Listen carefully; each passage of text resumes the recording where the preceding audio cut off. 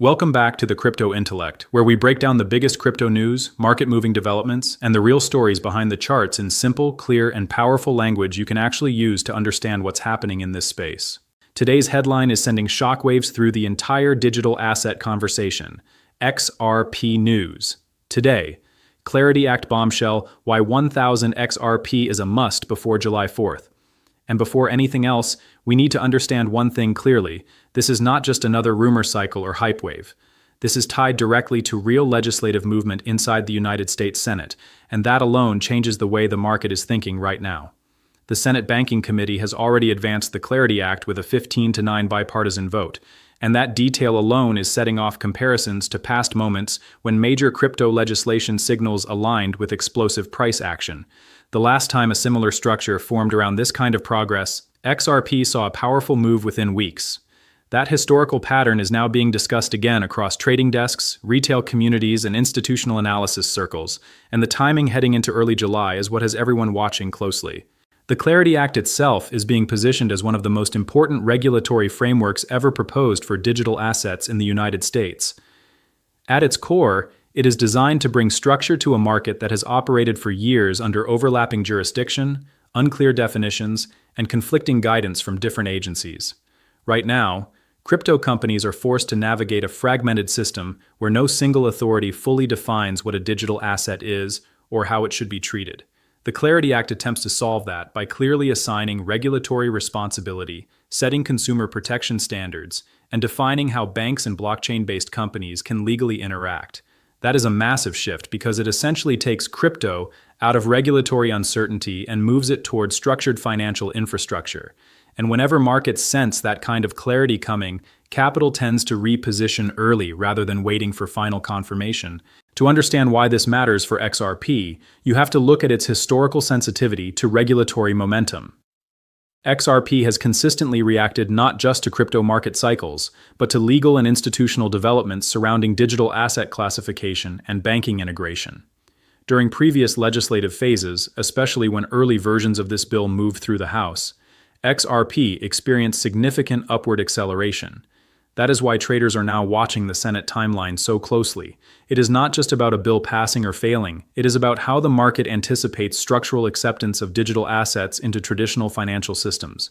When XRP moves in these environments, it is often because investors are pricing in future utility and institutional pathways, not just short-term speculation. That is exactly what is being discussed again now as the Clarity Act enters its most sensitive negotiation phase. The House passage in July 2025 is still being referenced heavily in current market discussions because of what happened immediately after.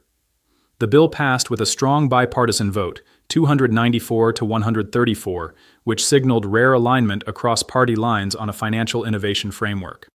Following that vote, XRP moved from around the low $2 range toward its previous peak levels in a relatively short window. That type of movement is what is now being used as a historical comparison for the current Senate phase. Traders are not saying history must repeat, but they are pointing out that the structure looks familiar, legislative confirmation followed by rapid repricing in digital assets tied to settlement infrastructure narratives. This is why the current environment feels unusually sensitive compared to standard market conditions. Now the focus has shifted to the Senate Banking Committee, which recently advanced the bill with a 15-9 vote. That step is critical because it opens the door to a full Senate floor vote, but it does not guarantee final passage.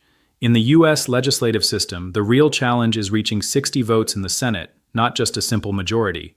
That requirement forces bipartisan cooperation, and it is exactly where negotiations are currently happening. Issues like jurisdiction over digital assets, stablecoin yield structures, and decentralized finance regulation are all part of the ongoing debate. Each of these topics affects major financial interests, including banks, fintech companies, and crypto-native platforms.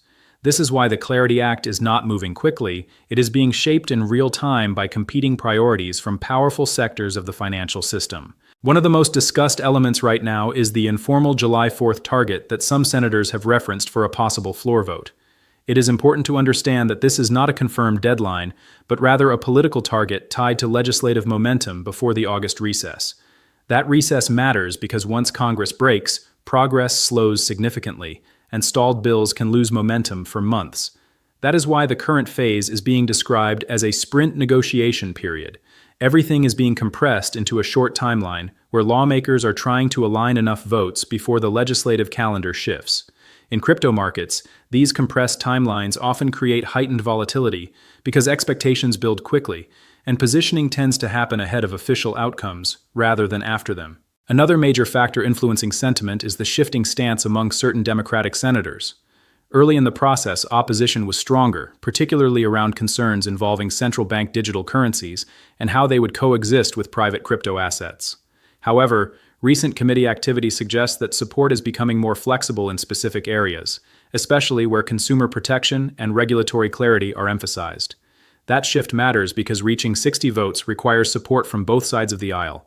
Even small changes in positioning can significantly alter the probability of legislative success. As negotiations continue, the debate is not just about crypto itself, but about how future financial systems will be structured in a world where digital and traditional money systems operate side by side. Market participants are also revisiting price behavior from previous legislative phases to understand potential scenarios.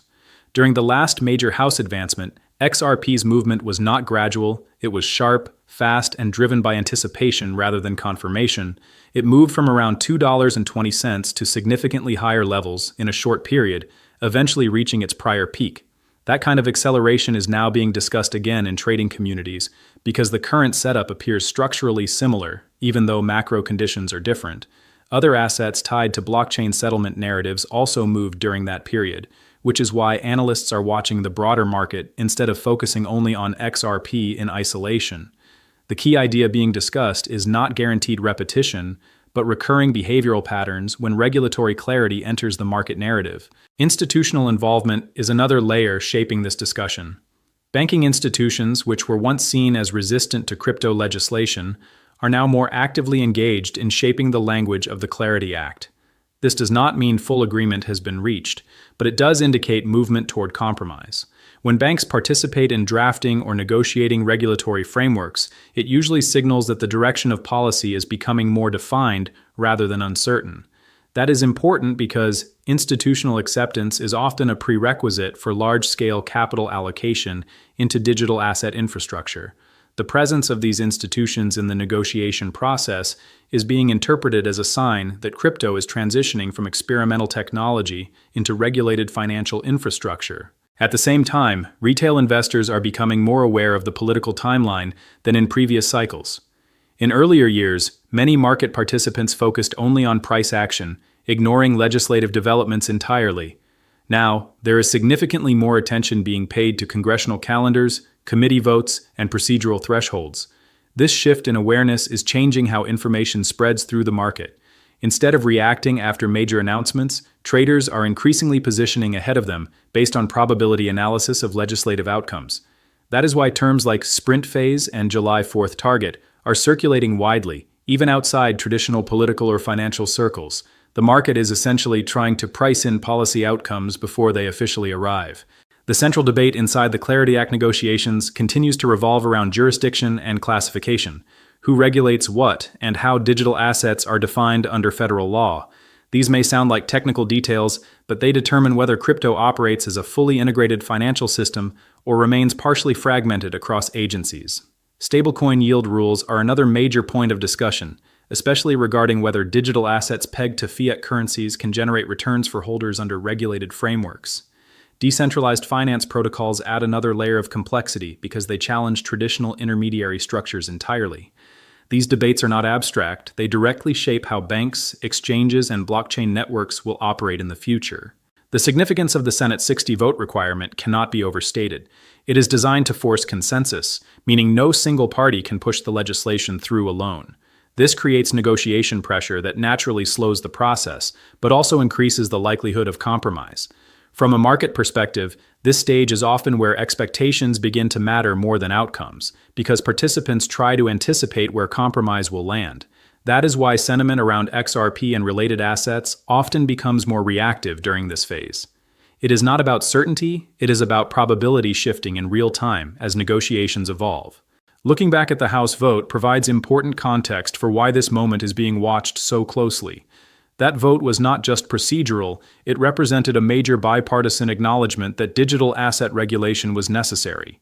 When nearly 300 representatives support a financial bill involving emerging asset classes, it signals a rare level of political alignment. Markets interpreted that as a structural green light for further development, which is why price movement followed so quickly afterward. The current Senate phase is essentially the continuation of that same process, but at a more advanced and consequential stage. From a broader perspective, what is unfolding is not just about one asset or one bill. It is about the transition of digital assets into formal financial infrastructure within the United States. That transition affects banks, payment systems, investment products, and global capital flows.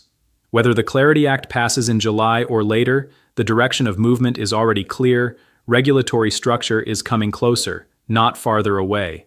And markets tend to respond to that direction long before final implementation occurs. Finally, the conversation around the 1,000 XRP before July 4th narrative reflects how retail sentiment is aligning with legislative timelines. It is less about exact numbers and more about positioning psychology, how investors interpret potential catalysts before they materialize. Whether or not specific price expectations play out, the underlying driver remains the same: anticipation of regulatory clarity and institutional integration. And that is what continues to shape both sentiment and volatility in the current market cycle.